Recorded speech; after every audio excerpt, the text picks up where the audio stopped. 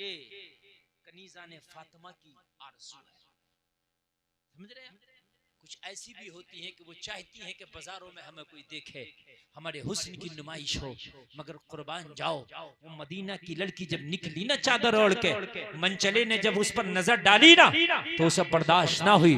बस उसने रोक के पूछ लिया, ओ मनचले ये तो बता हमारा पीछा क्यों करता है, हमारे ऊपर नजर क्यों डालता है। कहने लगा, ओ खातून मैं दिल दे चुका हूँ, मैं शादी करना चाहता हूँ, मैं फरेफ्ता हो चुका हूँ। जल्द से मैं आने वालों जरा गौर करो, लड़की नेक है, कनीज़े फातिमा है, लड़का ओबाश है। कहने लगा मैं दिल दे चुका हूँ, दिल हार बैठा हूँ। और उसके बाद में जो डिमांड की वो डिमांड वो की जो शरीयत एतबार से फिर भी जायज है। शादी की डिमांड ये नहीं कि मैं मिलना चाहता हूँ, ये नहीं कहा कि मैं दोस्ती करना चाहता हूँ। आज तो शादी तो बहुत कम, पहले दोस्ती हो रही है, मुलाकात है, उसके बाद शादी हुई नहीं तो नहीं हुई, पहले फ्रेंडशिप चल रही है, उसके बाद में दोस्तियां चल रही हैं, उसके बाद में मुलाकात है। मगर सुनो, ये कहने लगा मैं शादी करना चाहता हूँ, मगर शरीफ जादी को ये भी कहा गवारा हुआ। कहने लगी हमारे इतने बुरे दिन आ गए कि हमारे रिश्ते चलते रास्ते में कोई हमें भेजे, बुरे दिन आ गए कि चलते रास्ते कोई हमारा रिश्ता लाए। रिश्ते रास्तों में नहीं भेजे जाते, रिश्ते घरों में भेजे जाते हैं। रिश्ते डायरेक्ट लड़कियों पे नहीं भेजे जाते, रिश्ते उनके अहले खाना पे भेजे जाते, उनके वालिदैन के पास भेजे जाते, उनके घर के बड़ों के पास भेजे जाते। मेरे पास रिश्ता भेजा, इतने बुरे भी हमारे दिन नहीं आए।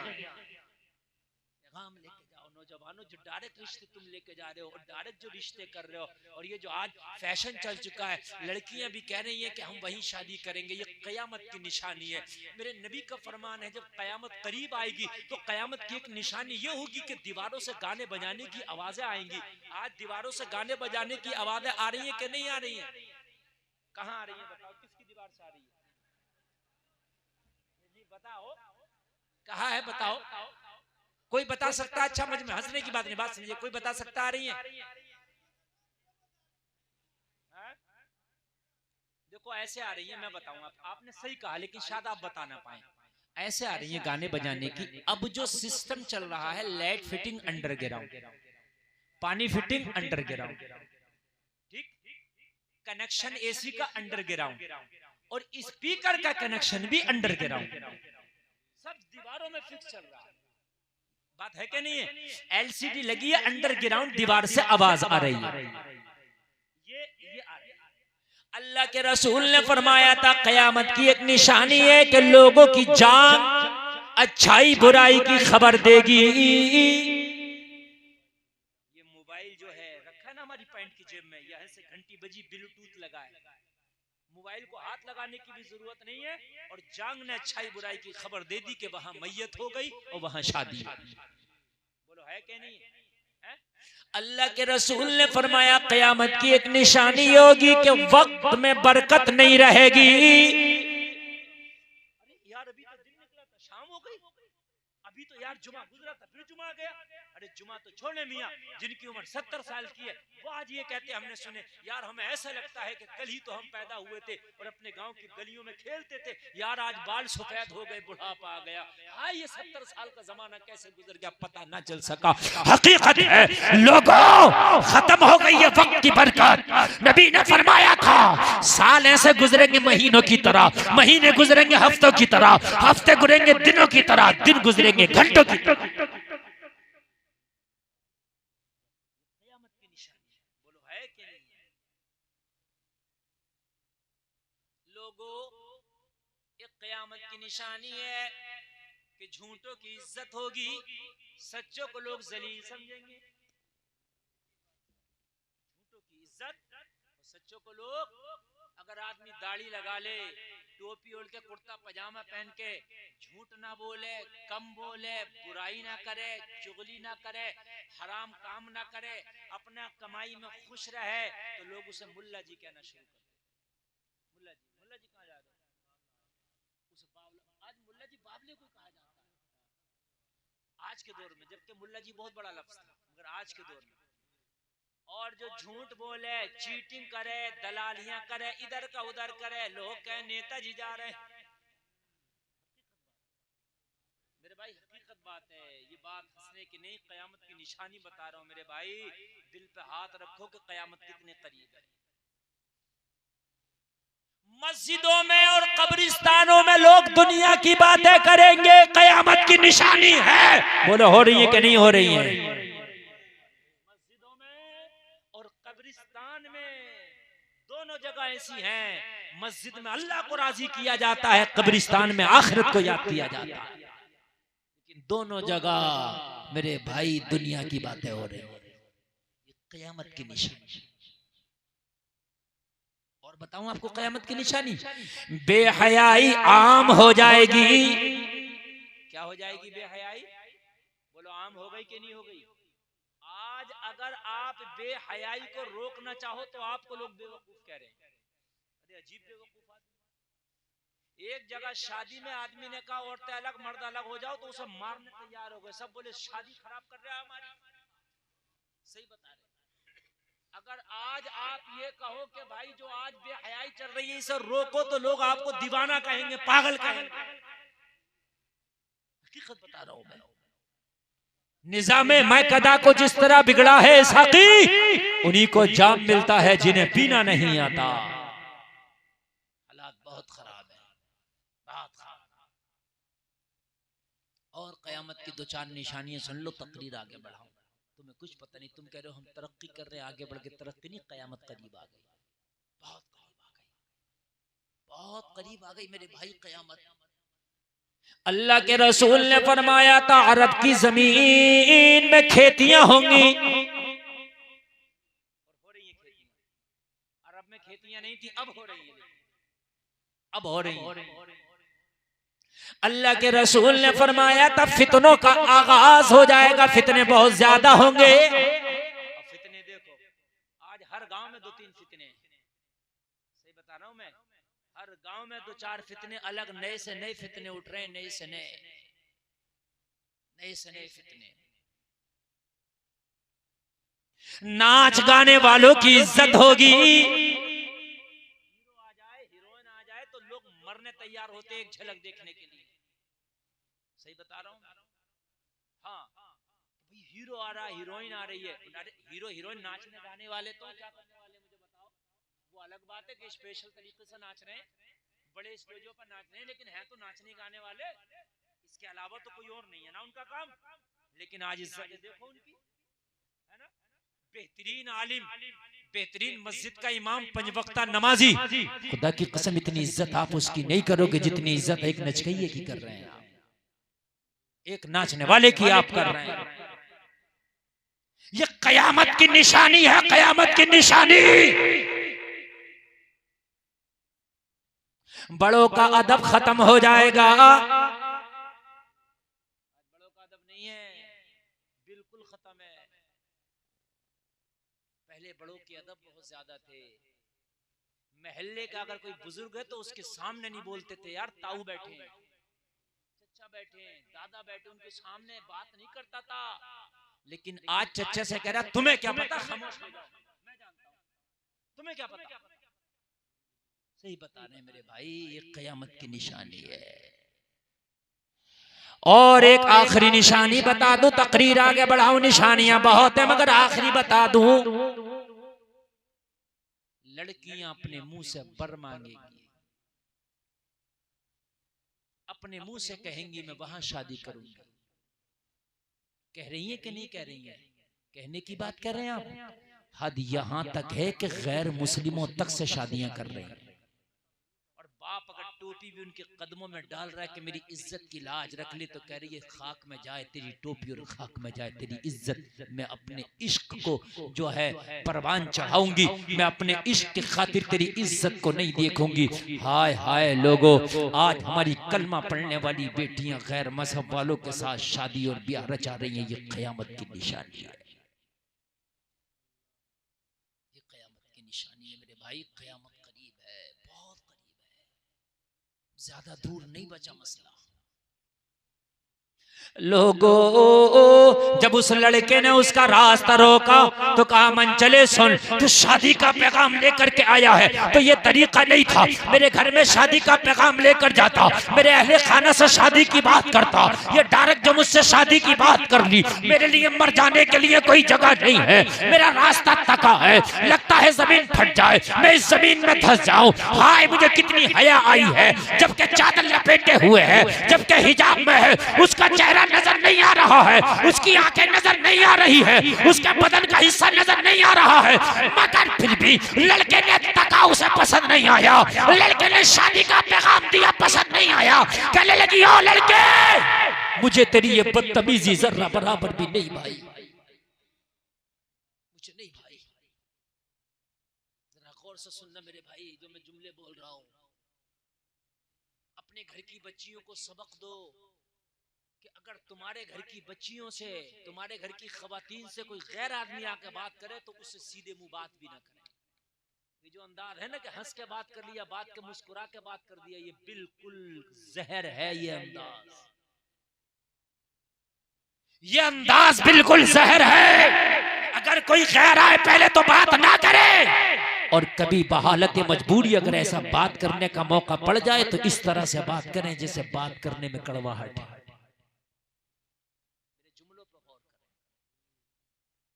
खवातीन उससे इस तरीके से बात न करें कि बहुत नरमी लगे उसको लहजे में, इसलिए कि वो दोबारा से बात करने की कोशिश करे। ये कौन है पीछे, ये जिसकी टोपी भी नहीं है, भवे मुंडाए है, क्या कर रहा है मेरे भाई? जी मसला आया, ये इनका दिमागी तवाजुन तो ठीक है ना, सही ना है? मैं कह रहा हूँ दिमागी तवाजुन ठीक नहीं है। मैंने सही बता रहा, मैंने सही है। ए बेटा आपका तो ठीक है ना, आप देखो ना, आप देखो मेरे भाई, बड़ी काम की, मरोगे खुदा की कसम कब्र में हड्डियां निकलेंगी। 6 महीने के बाद एक औरत को कब्र से निकाला गया, खुदा की कसम कफन में सिर्फ हड्डियां थी अलग अलग और कुछ नहीं था।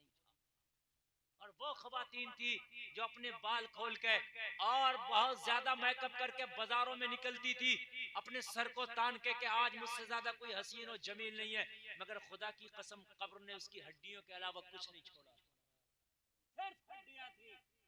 हड्डियां भी एक दूसरी हड्डियों से अलग हो चुकी थी। किस बात पर नाज कर रहे हो, किस बात पर हंस रहे हो यार, सुन लो मरना है।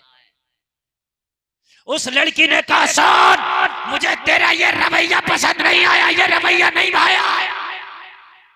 बाजा इस पेशे से कहने लगा क्या करूं, दिल हार बैठा हूं, इसके अलावा मैं कुछ कर भी नहीं सकता, तू मना करेगी तब भी मैं तेरा रास्ता तकूंगा। हाय हाय, नेक खातून थी, नेक घर की बच्ची थी, किसी नेक माँ की नेक बेटी थी, किसी शरीफ बाप की शरीफ जादी थी। हाय इन बेटियों ने जब कनीज़े फातिमा का रूप धारण किया है तो खुदा की कसम इस्लाम की बड़ी खिदमत भी की है इन बेटियों ने। और जब इन्होंने उर्यानियत का चोला पहना है, जब इन्होंने मगरिबी लिबास का चोला पहना है, तो खुदा की कसम दीन का बड़ा नुकसान भी हुआ है, बड़ा नुकसान। कहने लगी क्या वाकई तू नहीं बाज आएगा? कहने लगा नहीं बाज आऊंगा। लड़की ने एक नुस्खा बताया, कुरानी नुस्खा। कहने लगी अच्छा मैं तुझसे शादी कर लूंगी लेकिन मेरी एक शर्त है। कहने लगी क्या शर्त है? मुझे वो शर्त बता। लोगों शर्त सुनो, शर्त सुनो। कहने लगी सुन, शर्त ये है 40 दिन के बाद इसी मोड़ पे आके मिलेंगे, तू भी इसी मोड़ पे आना, हम भी इसी मोड़ पे आएंगे, तू भी इसी चौराहे पे आना, हम भी इसी चौराहे पे आएंगे। 40 दिन के बाद तू मेरा हाथ मांगेगा, मैं शादी के लिए राजी हो जाऊंगी। 40 दिन से पहले यहाँ ना आना, 40 दिन तक मुलाकात नहीं होगी, 40 दिन के बाद होगी। कहने लगा मुझे ये सौदा मंजूर है, मैं दिल हार बैठा हूं, मुझे ये सौदा मंजूर है। ये मोबाइल वाले बंद कर लो बेटा, बंद कर लो, कोई फायदा नहीं ना, आवाज आ रही है बेटा, मैं ओरिजिनल बैठा हूं तुम्हारे सामने। बड़ा मसला आया असल में, 10-20 हजार का मजमा हो तो कोई टेंशन नहीं है, थोड़े मजमे को बड़ा अटेंड करना पड़ता है। ये सुबह को सारी तकरीरें आ जाएंगी, सब अपनी नेट पे सुनना। आप चाहे मुझे 1 रुपया मत दो, मगर बस मोहब्बत से सुनते रहो, यही तुम्हारा सुनने का नजराना। लड़की ने कहा 40 दिन के बाद मिलोगे। 40 दिन तक हमारी आपकी कोई मुलाकात नहीं। कहने लगा मुझे मंजूर है ये सौदा, मगर कहने लगी सुन तो सही साहब, तो सौदा मंजूर है, मगर लड़की ने कहा ऐसे नहीं, क्योंकि कुरान सच है। अच्छा एक बात बताऊं, अगर तुम्हें कोई भी परेशानी आए, कुरान के मुताबिक अगर उसका काम करोगे, खुदा की कसम 100% कामयाबी मिलेगी। हम अपनी अकल के मुताबिक या दुनिया के मुताबिक करते हैं, इसलिए कामयाबी नहीं मिलती। जाओ रब्बे काबा की कसम खा के कहता हूँ, कुरान के मुताबिक करो। तुम्हारी तिजारत ना चले, कारोबार ना चले, तो उस तिजारत उस कारोबार को चलाने के लिए आप मियाँ के पास जाकर ताबीज कराते हो, दुआ कराते हो। ऐसा होता नहीं होता? किस मियाँ के पास जाकर ताबीज कराने? जिस मियाँ का कोई कारोबार न चला, उसने ताबीज करने का ही कारोबार किया। उसका कोई कारोबार ही नहीं चला। उसका कोई कारोबार जब ना चला, पढ़ाई में कामयाब ना हो सका, बड़ा आलिम नहीं बन सका, कोई दुकान नहीं चल सकी, बिजनेस नहीं हो सका, तो आखिर में आके उसने कारोबार ये बनाया। उससे कह रहा मियाँ मेरे कारोबार की दुआ कर दो। अगर ये इतनी दुआ करता तो अपने ही ना चलाता। इसने तो खुद इसको कारोबार बनाया। सही बता रहा हूँ। हाँ, जिसने इसको कारोबार बनाया उससे कह रहा कारोबार चला दे, नहीं चलेगा। अब कुरान पर अमल कर, मैं बताऊं कैसे चलेगा, बता दूं? अरे बोलो लोगों सुनो, अगर कारोबार ना चले तो उस ना चलने वाले कारोबार में से भी अल्लाह की राह में खर्च करो। तीसरे पारे में मसलुल्लज़ीना युनफ़िक़ूना अमवालहुम फ़ी सबीलिल्लाहि कमसली हब्बतिन अंबतत सबअ सनाबिला फ़ी कुल्ली सुम्बुलतिन मिअतु हब्बा वल्लाहु युज़ाइफ़ु लिमन यशा वल्लाहु वासिउन अलीम।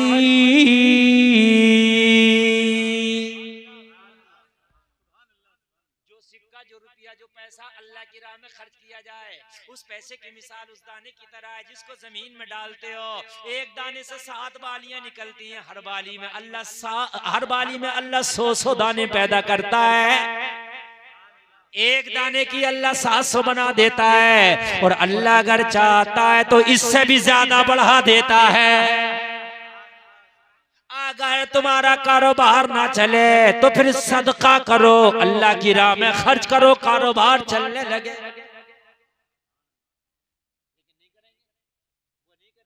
अल्लाह की राह में खर्च करो, इंशाअल्लाह चलने लगे। तवज्जो है? एक ने बिरयानी का होटल लगा, नहीं चल रहा, मुझसे बोला हज़रत दुआ कर दो। मैंने कहा अल्लाह दवाई करे दे। कहना बिरयानी का होटल हज़रत चल नहीं रहा। मैंने कहा कोई मदरसा है तेरे पास में? बोला है। तो मैंने कहा 2 बच्चों को फ्री में दोनों टाइम की बिरयानी खिला। उन बच्चों से कहना कि बेटा अब तुम्हें मोल का खाने की जरूरत नहीं, कहीं ना मेरे होटल पे जाना, और मैंने कहा 2 बच्चों को फ्री में खिला। कहने लगा था चलने लगा रे। मैंने कहा तो रहा हूं यार। यकीन मानना 1 महीना नहीं गुजरा था, कह रहा था हजरत इतना चल रहा कि जितना मैंने सोचा भी नहीं था। मगर मेरे भाई ये नहीं करते लोग। हम तो किसी की दुकान पे जाएं तो सोचा काट लो, मौलाना आ गया, सीधा सादा है। सही बता रहे हैं आप? हाँ, नहीं समझ रहा। मस्जिद के लिए तुम कोई चीज लेने जाओ, कहो मस्जिद के लिए तो और ज्यादा पैसे ले जाओ। कहो मदरसे के लिए यार ये चीजें जरा मुनासिब दे दे, तो और ज्यादा बता रहा पैसे। कि मैं अगर कम बताऊंगा तो मौलाना और कम ना कर ले मदरसे के नाम से, ज्यादा बता, चल ले ज्यादा। लेकिन देने वाला तो अल्लाह ही है, देने वाला अल्लाह है। मेरे भाई अगर कारोबार ना चले तो अल्लाह की राह में खर्च करो, कुरानी हिसाब से इस्तेमाल करो, इंशाअल्लाह जिंदगी बन जाएगी। लड़की बहुत पढ़ी लिखी थी, कनीज़े फातिमा थी, सोचने लगी इसका इलाज कुरान से करूं। कैसे करूं? कुरान से करूं इसका इलाज। अगर अपने दिमाग से करा, अपने जबान से किया, तो हो सकता है मैं भी बदनाम हो जाऊं। ऑपरेटर साहब बिल्कुल मजा नहीं आ रहा बोलने में। जितनी मैं जान लगा रहा हूं इतनी 5 जलसों में भी जान नहीं लगाता हूं। और फिर की बात ऐसा आवाज निकली कोई बच्चा बोल रहा है। हाँ सही बता रहे। पता नहीं कौन कौन सी मशीनें लेके बैठते हो तुम लोग। मैं आहूजा का है। है भी ओरिजिनल, पता नहीं मगर क्या बात है, सेटिंग नहीं बैठ पा रही है। लड़की ने कहा 40 दिन के बाद आना। मेरी माएँ भी बैठी है, मेरी बहनें बैठी है, मेरे भाई भी बैठे हैं, कुछ इनमें वो भी बैठे होंगे जो किसी के बच्चे होंगे, इनमें कुछ वो भी बैठी हैं कि जिनके बच्चे होंगे, है ना। बच्चे बिगड़ जाते हैं, माँ बाप बड़े परेशान होते हैं। आज उन्हें भी कुरानी इलाज बताऊंगा कि बच्चे बिगड़ जाए तो उन्हें सुधारा कैसे जाए। डंडा बच्चे को नहीं सुधारता है। अगर आज डंडा मारोगे तो कल बगैरत हो जाएगा, और मारो, कितना मारोगे, मारते मारते उसका हाथ पैर तोड़ दो तब भी नहीं सुधरता। इसलिए कि मारना इलाज है ही नहीं, बच्चे का इलाज कुरान से करो। लोग कहते हैं बुरी आदत नहीं छूटती, आज उनका भी इलाज बताऊंगा। अगर मेरी जहन से नहीं निकला तो याद दिला देना। वो से कहते हैं हजरत शराब नहीं छूटती, मुझसे झूठ नहीं छूटता, जुआ नहीं छूटता, हजरत गलत काम नहीं छूटता। बहुत से लोग ऐसे होते हैं नहीं छूटता उनसे, मैं बताऊंगा छूटेगा इंशाल्लाह, मैं बताऊंगा इंशाल्लाह छूटेगा। ये याद दिला देना अगर मैं ना बता सकूं तो। लड़की ने कहा 40 दिन के बाद मिलेंगे। 40 दिन के बाद तो कहने लगा ठीक है, कहने लगी जा कहां रहा, सुन तो ले पूरी बात, तो लेकिन पूरी बात सुन के जा। कहने लगा बता, कहने लगी मेरी एक शर्त है, वो मेरी शर्त पूरी करके आएगा। 40 दिन के बाद जब आएगा तब तुझसे शादी होगी। कहने लगा बता तेरी शर्त क्या है। तेरी शर्त अगर कितनी भी सख्त होगी पूरी कर दूंगा, अगर कैसी भी होगी तो मैं उसको पूरा कर डालूंगा, बता तेरी शर्त क्या है। लड़की ने कहा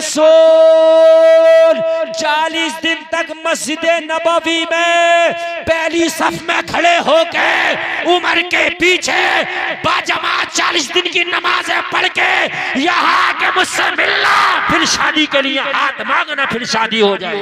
नारे तकबीर, नारे रिसालत, फैज़ाने सरकारे मदीना, फैज़ाने गौसे आज़म, मसलके आला हजरत, नारे तकबीर, नारे रिसालत।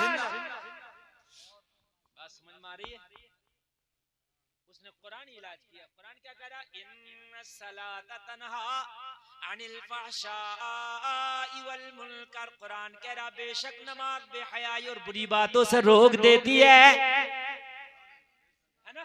और बरसरे बाजार है ना, सरे राह किसी लड़की से बात करना, छेड़ना, ये बेहयाई है। लड़की ने कुरानी नुस्खा दे दिया, कुरानी टैबलेट दे दिया, कुरानी इसको डोज दे दिया। 40 दिन तक उमर के पीछे मस्जिद नबवी में बाजमात पहली सफ में खड़े होकर नमाज पढ़ के आओ, और उसके बाद आके हमसे बात करना। तवज्जो फरमाया, बैठ जाओ, बैठ जाओ, बैठ जाओ, अरे यहाँ आगे बैठ जाओ, गद्दे पे बैठ जाओ। देखो एक आदमी भी इधर उधर होगा तो मैं डिस्टर्ब हो जाऊंगा, इसलिए कि तकरीर अपनी रटी रटाई नहीं होती, सुनी सुनाई नहीं होती। ये सुन लीजिए, तकरीर दो तरह की चल रही है आजकल, रटी रटाई, सुनी सुनाई, अपनी दोनों से अल्हम्दुलिल्लाह अलग है। आप अगर जहन हाजिर रखेंगे तो फिर तकरीर होगी, और आप जाएंगे तो आपसे ज्यादा जगा हुआ और थका हुआ दोनों मैं हूं, मैं आपसे पहले चला जाऊंगा। लेकिन तकरीर ऐसी हो रही है, अगर आपने सुन के अमल कर लिया तो खुदा की कसम बारे के नियारे हो जाएंगे। 40 दिन की नमाज पढ़ना इतनी सी शर्त, अगर तू कहती तो 40 साल की नमाज भी पढ़ ले, मगर कहने लगी पहले 40 दिन की तो पढ़ के आ, उसके बाद तू देखना। हाय हाय हाय लोगों, यहाँ तो नमाजें भी चल रही है, हरामकारियां भी चल रही है। कहने लगा ठीक है, बात पक्की होगी। लोगों मस्जिद नबवी में गया, नमाजें पढ़ता पहली सफ में खड़ा होता। मस्जिद नबवी में गया, नमाजें पढ़ता पहली सफ में खड़ा होता। हजरत उमर इमाम है, अल्लाह अल्लाह, इमाम भी लाजवाब है, मस्जिद भी लाजवाब है, नमाजी भी लाजवाब है। 40 दिन की नमाजें जब मुकम्मल हो गई, वो लोगों जरा गौर करना, वादा किया था कि 40 दिन में यहाँ मिलना है। जैसे ही 40 दिन की नमाजें मुकम्मल हुई, 40 दिन की नमाजें मुकम्मल करने के बाद वादे के मुताबिक उसी चौराहे पर आ गया, सरे राह आके खड़ा हो गया। लड़की भी वादे के मुताबिक आ गई। देखते हैं कि इस नौजवान में क्या तगय्युर और तबद्दुल आया है, देखते हैं इस नौजवान में क्या तब्दीली आई है। लड़की भी आई, वही हिजाब है, वही नकाब है, उसी हिजाब में आके खड़ी हो गई। लेकिन आज अंदाज कुछ अलग अलग थे, आज कुछ अदाएं अलग अलग हैं। लड़का 40 दिन पहले जब आया था तो निगाहें लड़की के ऊपर डालता था, लड़की के सामने देख के बात करता था।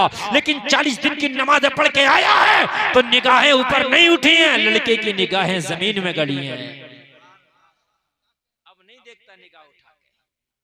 लड़के ने कहा ये तो बता, अब तेरी निगाह को क्या हो गया? 40 दिन पहले आया था तो नजर मेरे ऊपर डाल के बात करता था, नजर उठा के बात करता था, लेकिन अब आया है तो निगाहें झुका के बात करता है, निगाहें गिरा के बात करता है। तो लड़की से कहने लगा, अरे क्या बताऊं, 40 दिन नमाज़ें क्या पढ़ी, दिल की दुनिया बदल गई, दिल की दुनिया बदल गई। 40 दिन पहले तेरा हुस्न मेरे दिल में बसता था, 40 दिन की नमाज़ें क्या पढ़ी, अब किसी दुनियादार का हुस्न दिल में नहीं बसता, मदीने वाले के हुस्न के जलवे बसते हैं। वाह जिंदाबाद। अब मदीने वाले के हुस्न के जलवे, सिर्फ मदीने वाले के, अब किसी के हुस्न की औकात ही नहीं रह गई। और तू जैसी अगर लाखों हो तो मेरे सामने बेकार है, इसलिए कि मेरे दिल की दुनिया बदल गई, मेरे दिल में मदीने वाले की मोहब्बत बस गई। और जो दिल मदीने वाले को दे देता है वो दुनिया के हुस्न पे खुदा की कसम अपने आप को कभी नहीं बेचता, कभी नहीं बेचता। लड़की ने कहा मुझे तो पता था कि मैं कुरान से तेरा इलाज करूंगी तभी हो पाएगा, मैंने इसलिए तो ये कुरानी नुस्खा बताया था। लोगों अगर नमाज सही दिल से पढ़ लो, सही तरीके से पढ़ लो, तो खुदा की कसम खा के कहते हैं हर बुराई से दिल तेरा उठ जाएगा, बुरा काम करने को तेरा मन ही नहीं करेगा, कर ही नहीं सकता। लेकिन नमाज होना चाहिए। अगर वजू नहीं है नमाज पढ़ा तो नमाज काबिल कबूल नहीं, गुस्ल नहीं है नमाज पढ़ा तो नमाज काबिल कबूल नहीं, कपड़ा पाक नहीं है नमाज पढ़ा तो नमाज काबिल कबूल नहीं। जैसे हमारी माँ बहनें कह देती हैं दूध पीते बच्चे का पेशाब जो है नापाक नहीं है, पाक नहीं, दूध पीते बच्चे का पेशाब भी नापाक है। अगर वो भी गिर जाए आपके बदन पे, आपके कपड़ों पे, तो कपड़ा नापाक, बदन नापाक, धुलना जरूरी। और जिस तरीके से पाक करने का तरीका है उस पाक करने के तरीके पर पाक करोगे तब पाक होगा, वरना पाक नहीं होगा। अगर आप नापाक हैं, अगर कपड़ा नापाक पहना हुआ आपने गुस्ल किया, गुस्ल नहीं होगा, नापाक कपड़ा अलग हटा के पाक कपड़ा पहन के गुस्ल करो तब पाक होगा। और सुनिए, बड़ी नापाकी तो बहुत बड़ी बात है मियां, कि आदमी का मतलब ये है कि पेशाब लगा है या और कुछ जो है नापाक चीज लगी है वो तो बड़ी बात है। अगर पेशाब की छींटें भी तेरे कपड़े पे या तेरे बदन पे लगी हैं तो उसकी वजह से भी मरने के बाद अज़ाब कब्र में गिरफ्तार किया जाएगा। छींटें भी ये जो खड़े खड़े बहुत से लोग पेशाब कर लेते हैं, सोचते हैं कि पेशाब हो गया, पेशाब तो हो गया मगर तेरा सख्त हिसाब हो गया। जो छींटे तेरे कपड़ों पे पड़ी हैं ये तुझे अज़ाब कब्र में गिरफ्तार करा देंगी। और मेरे भाइयों, नापाकी से बचो, तहारत और सफाई आधा ईमान है, अपने अंदर सफाई पैदा करो, सफाई लाओ। आज तो इस तरीके के मेरे भाई बाथरूम चल रहे हैं, वो इंग्लिश सीटें आ गई हैं, इंग्लिश वाली, उसमें आदमी मुश्किल से ही पाक रह पाता है, इसलिए कि उसमें आदमी लगभग नापाक छींट आने ही है। वो जो वेस्टर्न सीट चल रही है और लोग शौक में, वो मोहताजों के लिए है। अगर यार कोई मोहताज है, पैर नहीं मुड़ पा रहा, मजबूरी है तो ठीक है, वरना खुशी खा उसको अपने घर में ना लगवा। लेकिन भाई आज वीआईपी बंदा, वीआईपी वो सीट को लगवा रहा, वो सीट तुझे नापाक किए बगैर छोड़ेगी नहीं। काम की बात सुने आप, पैसा भी लग रहा हो, नापाक भी हो रहे हैं। पेशाब की अगर जरा सी छींट भी तेरे ऊपर आई तो अज़ाब कब्र में गिरफ्तार होना है। बुखारी शरीफ की हदीस, मैं नहीं कह रहा। आमीना के लाल, नबियों के सरदार, मदीने के ताजदार, पैगंबर आजम एक रास्ते से गुजरे। मेरे नबी की नजर दो कब्रों पे पड़ गई। बुखारी की हदीस, हजरत इब्ने अब्बास इसकी रिवायत करते हैं, नबी ने दोनों कब्रों को देखा और दोनों कब्रों को देख के मेरे नबी ठहर गए, मेरे नबी रुक गए। और रुकने के बाद मेरे नबी ने फरमाया, अम्मा अहदुहुमा फकान ला यस्ततिरु मिनल बऊल। मेरे नबी ने फरमाया, ओ सिहाबा, इन दोनों कब्र वालों पर अजाब हो रहा है और अजाब भी किसी बड़े गुनाह की वजह से नहीं हो रहा है। नबी ने फरमाया, इनमें एक वो है जब पेशाब किया करता था तो पेशाब की छींटों से अपने कपड़ों को नहीं बचाया करता था।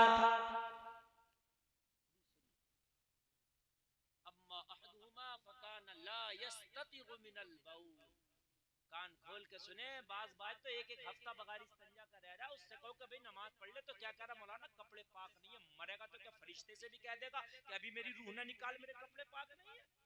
ऐसी नापाकी के आलम में जाना होगा। और मेरे भाई, अगर तुम नापाक हो, तुम्हारा बदन नापाक, कपड़ा नापाक, और अगर मौत आ गई तो रहमत के फरिश्ते तुम्हारे पास नहीं आएंगे। अगर आप नापाक हैं तो फौरन पाक हो जाएं।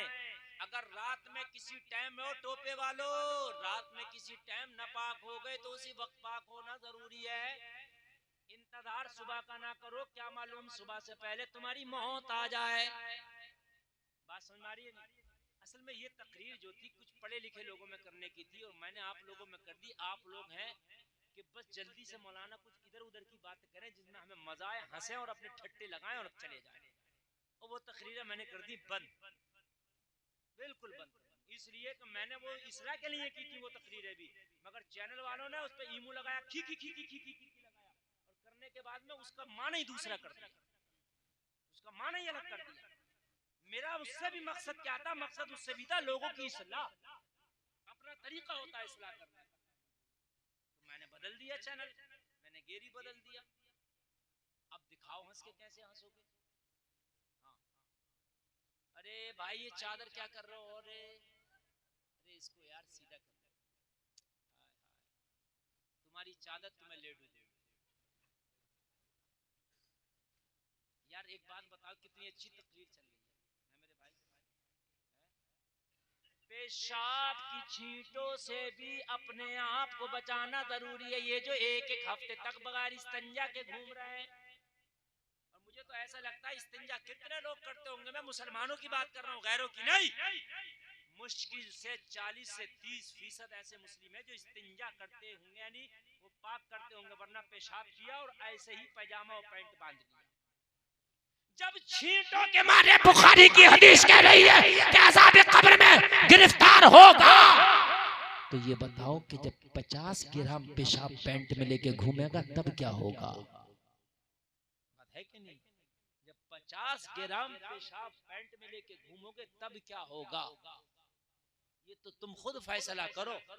ये बात मेरे अपने घर की नहीं, ये नबी की जबान है, नबी की हदीस है, नबी का कौल है, और है कौले मोहम्मद, कौले खुदा। फरमान न बदला जाएगा, बदलेगा जमाना लाख मगर कुरान न बदला जाएगा। इसको आप बदल नहीं सकते, ये हक है और सच है। ऐसी पैंट के जिसमें आप बैठ के इस्तिंजा ना कर सको, फाड़ के फेंक दो, आग लगा। देखो मैं पैंट पहनने मना नहीं कर रहा हूँ, सुन लीजिए आप, मैं ये नहीं कह रहा कि साहब बिल्कुल पैंट ना पहनो, आप पैंट पहनो, लेकिन ऐसी पहनो कि जिसमें आपकी पाकी का सही ख्याल रह सके, पाकी हासिल कर सको, ताकि आप हाजत सही से, आप हाजत से फारिग हो सको, नमाज पढ़ो तो रुकू और सजदा ठीक से हो सके। ऐसी पैंट पहनो, ऐसी पैंट पहनो जिसमें आपकी पिंडलियां और जांघें जाहिर ना हो, यानी चुस्त ना हो, ढीली हो। ऐसी पैंट आप पहन सकते हैं, लेकिन वो पैंट जो चुस्त है, जिसमें जांघें पता चल रही हैं, आपकी पिंडलियां पता चल रही हैं, जिस्म के उतार चढ़ाव नशेबो फराज का पता चल रहा। ये पैंट जायज नहीं है, जिसमें आप पेशाब नहीं कर सकते, बैठ नहीं सकते सही से, वो पैंट आपकी जायज नहीं है। मेरे भाई कान खोल करके सुनो, अगर ऐसी पैंटें हैं तो आज के बाद उन पैंटों को मुकम्मल तरीके से अपने से दूर कर दो, इसलिए कि अगर इन पैंटों ने तुम्हें नापाक कर दिया तो कब्र के अजाब में गिरफ्तार होना पड़ेगा। मामला बड़ा खतरनाक है, बहुत खतरनाक मामला है, बहुत खतरनाक। अल्लाह रहेगा। बहुत मेरे नबी ने फरमाया, बुखारी शरीफ की हदीस है, कहा इसमें पेशाब की छींटों से नहीं बचता था ये। हाय हाय। अब मुझे बताओ, रसूल के जाहिरी जमाने में अगर पेशाब की छींटों से न बचने वाले पर अगर अज़ाबे कब्र आ जाए, तो जो आज पैंट पहन करके इस्तिंजा ही नहीं करता, मुझे बताओ पाकी हासिल ही नहीं करता, उसका क्या होगा अज़ाब में कब्र में? किस तरह से उसे गिरफ्तार किया जाएगा? कब्र में क्या होगा मेरे भाई? किसे पुकारेगा कब्र में? और मेरे मुसलमान भाई, जब मौत आएगी ना तो एक सांस की भी मोहलत नहीं दी जाएगी, इसलिए हर वक्त पाक रहो। अगर रात में नापाक हो जाओ तो सुबह होने से पहले पाक हो जाओ।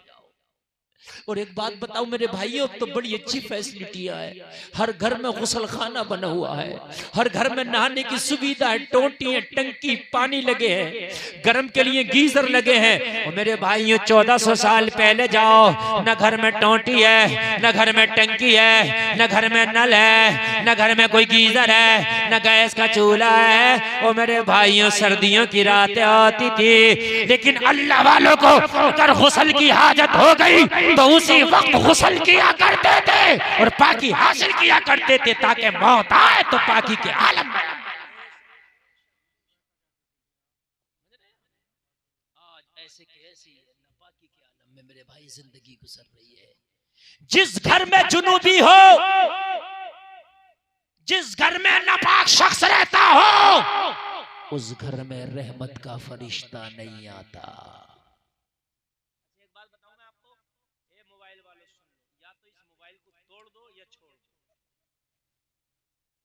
ये मोबाइल जो है लैला से भी आगे हो गया। लैला को भी मजनू कभी भूला होगा, मैं इस मोबाइल को नहीं भूलता। हद हो गई मेरे भाई। ये जो तकरीरें चल रही हैं ये अभी चल रही हैं, फिर नहीं मिलेंगी तुम्हें जो हो रही हैं। और एक बात बताऊं मैं आपको, लो बताए दे रहा हूं, अभी सुन लो। क्या टाइम? 12:15। तकरीर कब शुरू हुई है? 1 घंटा हो गया। आप क्या समझ रहे हैं? 1 घंटा हो गया। आप क्या सोच रहे हैं हम बातें करेंगे मैं सुनाता रहूंगा? ये कोई मशीन नहीं है, आप अगर सुनोगे तो सुनाऊंगा, वरना 1 घंटा तकरीर जलसे में मेरी होती है और वो मेरी हो गई। बड़ी बड़ी कॉन्फ्रेंस में हो गई 1 घंटा। अब अगर आप सुन रहे हैं तो 5-10 मिनट बढ़ाऊं, और नहीं सुन रहे हैं तो मुझे भी शौक नहीं है। बोलिए बढ़ाएं कि नहीं बढ़ाएं? हाँ, तो इसलिए आप खुदारा थोड़ी देर जरा मोहब्बत से सुने। ये मैं भी समझ रहा हूँ ये खुशक तकरीर हो रही है, मैं भी समझ रहा हूँ आपको मजा नहीं आ रहा होगा, लेकिन खुदा की कसम अब नहीं मजा आएगा तो मरने के बाद मजा आएगा। ये ओरिजिनल मौलवी की तकरीर हो रही है जो एक आलिम को बोलना चाहिए। मेरे भाई, अगर किसी औरत को बच्चा पैदा हो वह निफास की हालत में हो, तो बहुत से लोग उस कमरे में जाना पसंद नहीं करते कि अरे भाई इसमें वो औरत है जो निफास की हालत में है। हाँ वाकई नापाकी के अय्याम होते मैं मानता हूं, बहुत से लोग उस बिस्तर पे बैठना पसंद नहीं करते। सुनो, अगर किसी ने इस्तिंजा नहीं किया तो उस औरत में और इसमें कोई फर्क नहीं है। ये भी नापाक, ये भी नापाक। तू इतना अच्छा हो गया कि हर जगह घूमे फिरे, उस औरत को तो इतना बुरा समझ रहा है कि उसके साथ खाने भी तैयार नहीं। उस औरत के साथ शौहर खा भी सकता है, पी भी सकता है, उसके बिस्तर पे बैठा भी जा सकता है, जिनसे पर्दा नहीं है। समझ रहे हैं आप? पूरा इलाका भी नापाक हो गया, पूरा कमरा थोड़ी नहीं नापाक हो गया। हाँ, बहुत से लोग मरने वाले के कपड़े काट पीट के फेंक देते हैं, उसके जो कपड़े बचे हैं वो भी नहीं छोड़ते। और भाई मुर्दा उन कपड़ों में थोड़ी ना घुस गया जो उसकी सैफ अलमारी में रखे हैं, पहने जा सकते हैं, इस्तेमाल किए जा सकते हैं। बात समझ में आ रही है कि नहीं आ रही है? हाँ, बस एक चीज मैंने देखी है, नमाज जनाजा होगी, एक चीज मैंने देखी है, नमाज जनाजा हुई, वो जो नमाज होती है जिस पे इमाम खड़े होकर नमाज पढ़ाता, उसे उठा के कहेंगे जल्दी से मस्जिद में ले जाओ इसे।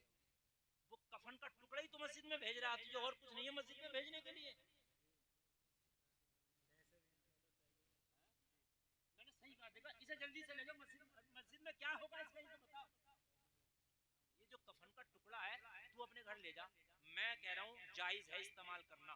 आप उसका मुंह हाथ तू पहुंच उसे मस्जिद में भेजेगा, क्यों भेज रहा है मस्जिद में? मस्जिद में अगर तुझे भेजना है, तुझे कुछ करना है, तो इमाम साहब को नजराना दे दे, हाँ कपड़े दे दे, बात सही है,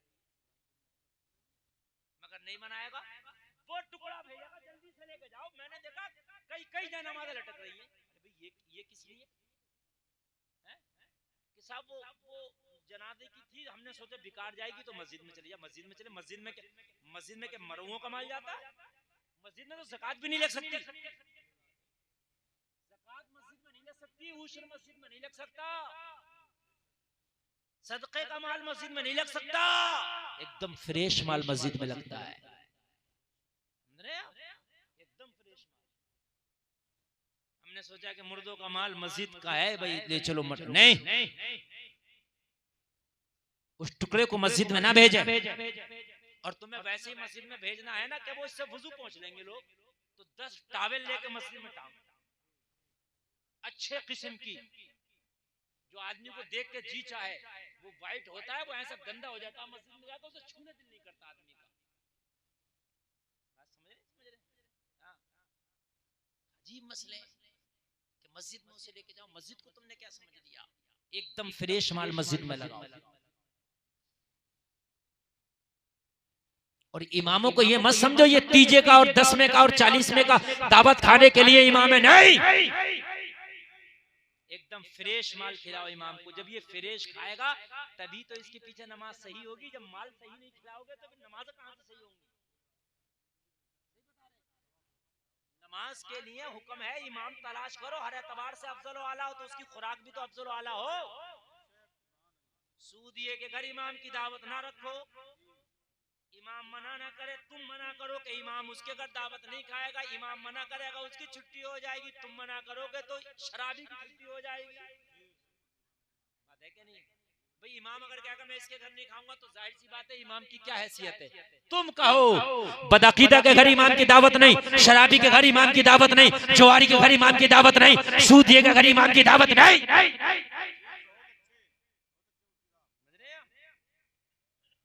और जिसने हराम काम खुल्लम खुल्ला कर रहा है, वो चाहे कोई भी हराम काम हो खुल्लम खुल्ला, उसके घर इमाम की दावत नहीं। ये तुम बनाओ, मैं कह रहा हूं 40 घर में इमाम की दावत ना हो, 4 घर में होगी, हफ्ते में हर हफ्ते में 2 दिन खिलाओ, क्या हो गया? मर जाओगे क्या? हर हफ्ते में अगर इमाम को 2 दिन खिला दिए तो क्या हो गया? अल्लाह उसके हिस्से का रिस्क तेरे दस्तरखान पे देगा, 4 हो चाहे। लेकिन इसलिए देखो एक बात बताओ, जब इमाम हलाल खाएगा तो हलाल बात बताएगा, जब इमाम को हलाल खिलाओगे नहीं तो डंडे की नोक पर डंडे ठोक के वो सही बात कैसे बोलेगा? बात है कि गोल मोल रोजी खिलाओगे तो बातें भी इमाम को बहुत ठोस होना चाहिए। और सही बात यह है कि इमाम गोल मोल यूं ही हो रहे कि मेरे भाई कान खोल करके सुनो, हमने समझ लिया कि मदरसे के बच्चे ज़कात और उशर का खाने के लिए नहीं, कोशिश करो कि इमाम को हर हाल में फ्रेश माल खिलाओ, हर हाल में अच्छा माल। और इन लोगों को दावत ना होने तो जो मैं बता रहा हूं आपको, कोई और भी पागल, सारे पागल आज यहीं बैठ गए हैं क्या?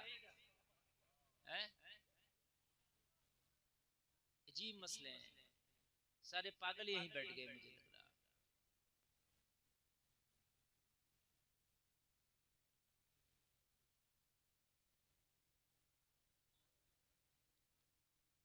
बेटा तुम बहुत शोर मचा रहे हो, मरने के बाद खुदा की कसम खा के कह रहा हूं ना, तुम्हें पता चल जाएगा, तुम अभी जानते नहीं हो, बादब बानसीब बेअदब बेनसीब है। अगर काबे में रह के भी बेअदबी करोगे तो खुदा की कसम, अबू जहल काबे में ही जाता था, आता था, मक्का में पैदा हुआ, मक्का में रहता था, लेकिन कुछ हासिल ना कर सका, इसलिए कि बेअदब था। और हजरत उवैस करनी यमन में रह के अदब बजा लाए, आशिकों के इमाम बना दिए गए। अदब सब कुछ है मेरे भाई, बिना अदब, ये उलमा की महफिल है, मुस्तफा का जलसा है, ना सुनो तो चुपके से उठ के चले जाओ, और अगर सुनना है तो अदब से। मैंने जो हदीस शरीफ पढ़ी है इसका मफहूम बयान कर दूं, और अल्लाह अल्लाह खैर सल्ला भाई, आप ना सुनिए कोई बात नहीं है, मैं अपनी बात कह करके मैं चला जाऊं ताकि मेरी जिम्मेदारी खत्म हो जाए। तवज्जो फरमा लें आप। जहां मेरे भाई मैयतों में इमामों को पूछते हो, वहां शादियों में, बियाह में और खुशी के मौके पे भी इमाम को पूछा करो, ठीक है। जहां पर 10 तरीके के खर्चे कर लेते हो, वहां पर एक जुमे के दिन जब नमाज पढ़ने जाया करो ना, तो 10 रुपए मस्जिद की गोलक में डाला करो और 150 रुपए इमाम का मुसाफा करके आया करो। मैं तो ये बात कहता हूँ आम तरीके से, 150, तुम गरीब नहीं हो जाओगे एक हफ्ते में 150 में, लेकिन इमाम का अगर तुमने 1000-2000 का जुमा के दिन वो कर दिया ना, तो खुदा की कसम वो अपने बच्चों की तरफ से बेनियाज हो जाएगा, फिर वो दिल खोल के तुम्हारी रातों दिन खिदमत करेगा, ठीक है, रातों दिन खिदमत।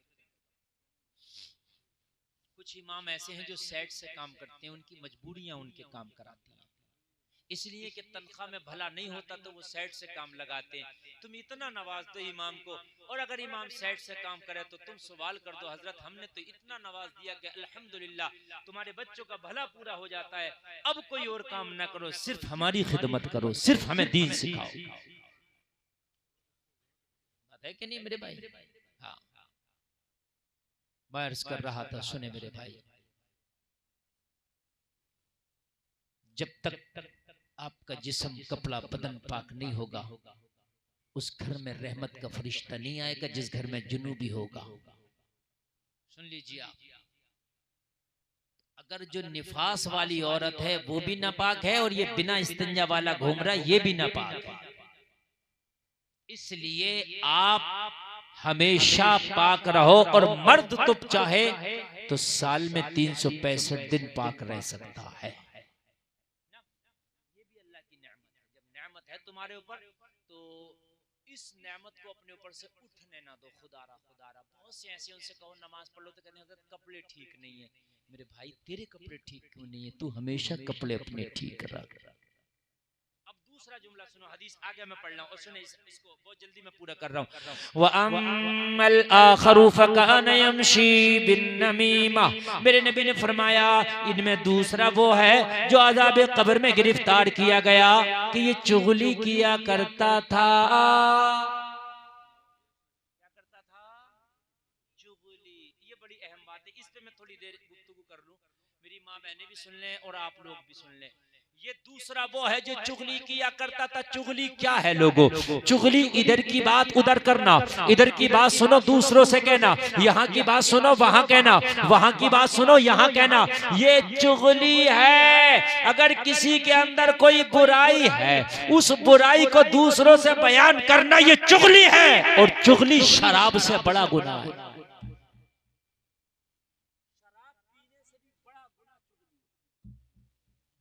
खेलने से भी बड़ा गुनाह चुगली है, सूद खाने से भी बड़ा गुनाह चुगली है। सुन लीजिए आप कहोगे हजरत कैसे कैसे? तो सुनो, आपने शराब पी और शराब पी के आपने आज ही तौबा कर ली, आज ही मामला आपका साफ। अगर आपने 100 लीटर भी शराब पी थी जिंदगी में और आज ही सच्चे दिल से तौबा कर ली, सारा मामला साफ।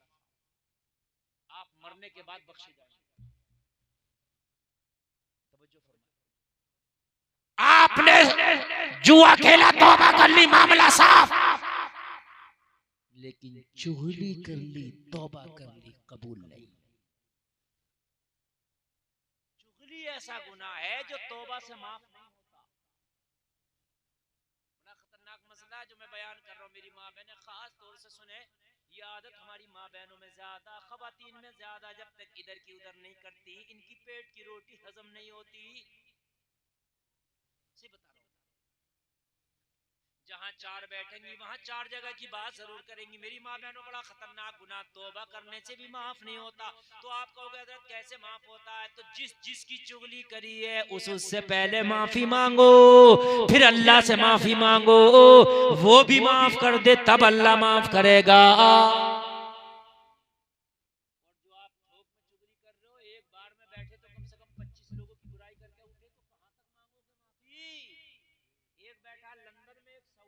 एक मुरादाबाद में, एक बरेली में, जा कहां तक जाएगा, जमीन बेच के भी किराया पूरा ना कर पाएगा। चुगली जो कर रहा है ना, तो मांग सकते माफी। अब तुम सोचोगे कि यार माफी कैसे मांगेंगे, तो मामला ये हुकूकुल इबाद का है, ये डायरेक्ट अल्लाह से ताल्लुक नहीं रखता, ये बंदों से ताल्लुक रखता है। बड़ी अहम बात बता, खुदा की कसम पूरी तकरीर में इससे ज्यादा अहम कोई बात ही नहीं बताने लगा। अल्लाह हम सबकी हिफाजत फरमाए, मेरा मौला पहले मेरी हिफाजत फरमाए। हो सकता है मुझसे भी कितनी चुगलियां हो जाती हैं, अल्लाह महफूज फरमाए हमसे। किसी की पीठ पीछे बुराई करना, वो बुराई उसके अंदर है, ये चुगली है।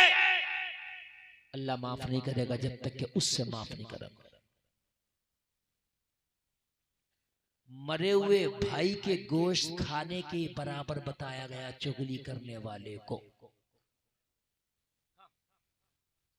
चुगली करना ऐसे जैसे मरे हुए भाई का गोश्त खाना। कौन पसंद करेगा अपने मुर्दार भाई का गोश्त खाना? ये चुगली। बाज आओ। अब आपको एक बात आज और बता, चुगली कौन कौन सी बात चुगली में आती है? रुमाल वालों, कौन कौन सी बात चुगली में आती है? या तो बताओ, और या फिर ये बताओ सुन क्यों नहीं रही मेरी बात? नहीं, मैं सुन भी लूंगा, मैं सबक पढ़ा रहा हूं, मैं बेवकूफ नहीं हूं, तो मैं पढ़ा रहा हूं। मैं यार ये बात हमें पता भी तो होनी चाहिए यार, कौन सी टैबलेट हमें नुकसान करेगी तो पहले पता भी तो होना चाहिए ना कि ये टैबलेट हमें नुकसान करेगी तो ये नहीं खाना है। अब मैंने ये कह दिया चुगली करना हराम है भाई, गुनाह कबीरा है, तो ये भी तो पता होना चाहिए कौन कौन सी बात चुगली में आ रही है। नहीं समझ में आई यार, ये भी तो पता हो कि कौन कौन सी बात चुगली में आती है। हमें पता ही नहीं तो हम बताएंगे कैसे? जैसे मक्का के काफिरों ने मेरे नबी से पूछ लिया था, अगर आप नबी हैं तो ये बताओ कौन कौन सा जानवर अंडा देता है और कौन कौन सा जो है मनुष्य और जानवर बच्चा जनता है। बता ही नहीं पाएंगे, कितना भी बताएंगे कोई ना कोई तो रह जाएगा, और जब रह जाएगा तभी हम कहेंगे लोग ऐसे नबी हैं, कोई ना पता नहीं। बताओ कौन कौन सा जानवर, इंसान, मनुष्य, दो पैरा चार पैरा, बताओ कौन सा अंडा देता है, कौन सा बच्चा जनता? लोगों एक ही बात में बात खलास कर दी का जिनके कान जाहिर हैं वो बच्चा जनते हैं, जिनके कान जाहिर नहीं है वो अंडा देते हैं। जुमले में बात खत्म, एक ही जुमले में बात खत्म हो गई। हाँ, एक ही जुमले। अब ये भी तो पता चले कौन कौन सी चुगली है, तो एक ही जुमले में बात खत्म कर दूंगा। अगर बताऊंगा तो फजर हो जाएगी, नहीं बता पाऊंगा कि क्या क्या चुगली है। किसी को ये कह दिया वो बहुत खाना खाता, ये भी चुगली है। ये कह दिया वो बहुत लंबा, ये भी चुगली है। ये कह दिया वो टिंगना, ये भी चुगली है। ये कह दिया उसकी खेती बड़ी हारती है, ये भी चुगली है। उसकी गाड़ी तो फटफटिया, ये भी चुगली है। उसका मकान बहुत हारता, ये भी चुगली है। उसकी टोपी अच्छी नहीं, ये भी चुगली है। वो पुराने कपड़े पहनता, ये भी चुगली है। उसके बदन से बदबू आती है, ये भी चुगली है। वो जल्दी नहाता नहीं है, ये भी चुगली है। उसके घर का नल अच्छा नहीं है, ये भी चुगली है। उसके घर में खाना अच्छा नहीं बनता, ये भी चुगली है। उसके घर में जो है लोग अच्छा नहीं खाते, ये भी चुगली है।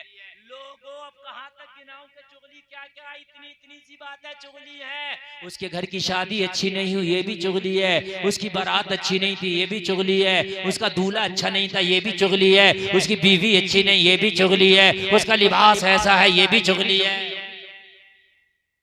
बात आई तो मैं क्या क्या बताऊं? इसलिए एक जुमले में बात खत्म कर देता हूं।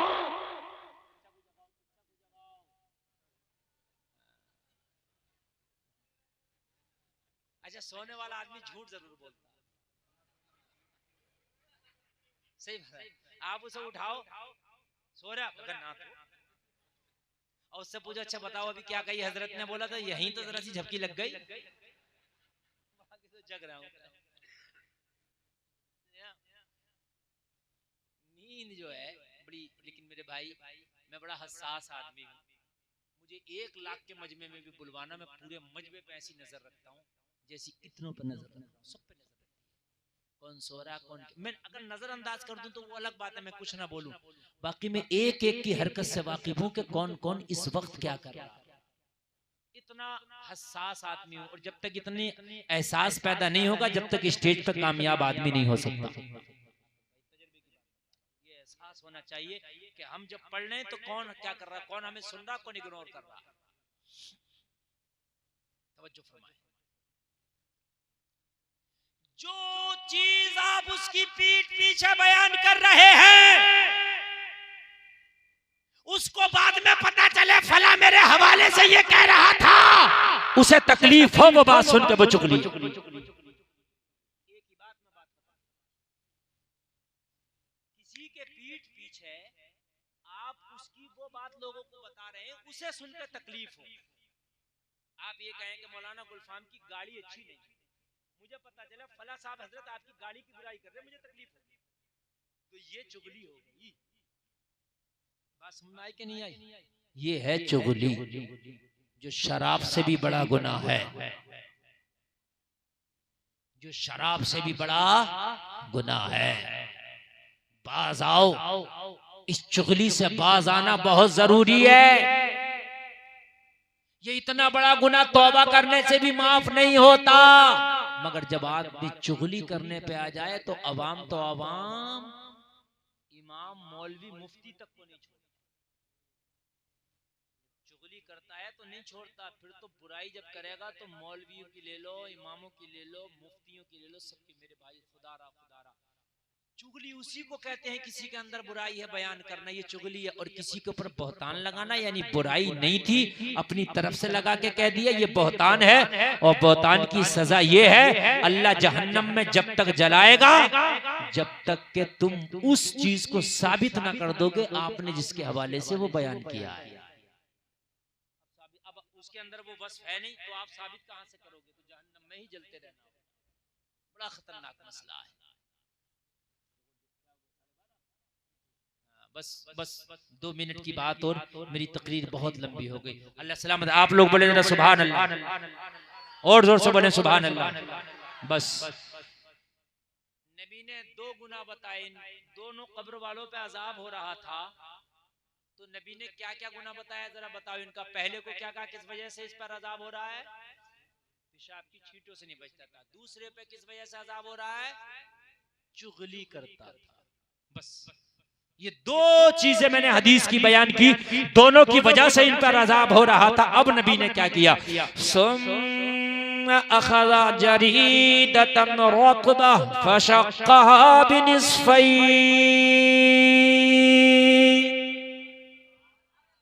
जोर से बोलो। मेरे नबी ने एक तर शाख, तर कहते हैं गीली शाख, किसी दरख्त से गीली शाख तोड़ी, फशक्कहा बिनिस्फैन, 2 टुकड़े कर दिए। सुम्मा गरज़ा फी कुल्ली क़ब्रिन वाहिदा, दोनों टुकड़ों को एक एक कब्र पे मेरे आका ने लगा दिया। क़ालू या रसूल अल्लाह लिमा सनअत हाज़ा,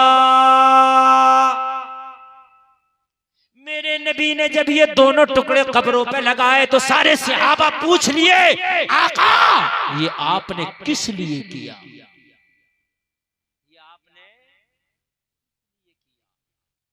फ़क़ाल लअल्लहु अन युख़फ़्फ़िफ़ अन्हुमा मा लम ययबिसा, मेरे नबी ने फरमाया ये जब तक तर रहेंगे, तर गीली रहेंगी, जब तक अल्लाह की हम्दो सना बयान करेंगी, और इनकी हम्दो सना बयान करने के सदक़े में अल्लाह इनके अज़ाब कब्र में तख़फ़ीफ़ करता रहेगा।